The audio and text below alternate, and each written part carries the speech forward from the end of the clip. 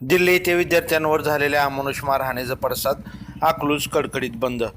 दिल्ली जंतर मंतर येथे चालू असलेल्या उपोषणास पाठिंबा व त्या ठिकाणी उपोषणास पाठिंबा देणाऱ्या विद्यार्थ्यांवर पोलिसांनी केलेल्या अमानुष मारहाणीचा पडसाद संपूर्ण महाराष्ट्रात उमटले आहेत.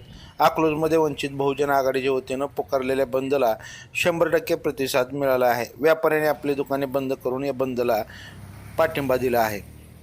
लाईव्ह महाराष्ट्र झोन न्यूजचे जिल्हा प्रतिनिधी अनिल खंडागळे यांनी अकलूजमधील कडकडीत बंदची दृश्य टिपले आहेत. पाहूयात. ताज्या अपडेटसाठी लाईव्ह महाराष्ट्र झोन न्यूजच्या यूट्यूब चॅनलला सबस्क्राईब करा, तसेच बेल आयकॉनवरती क्लिक करा.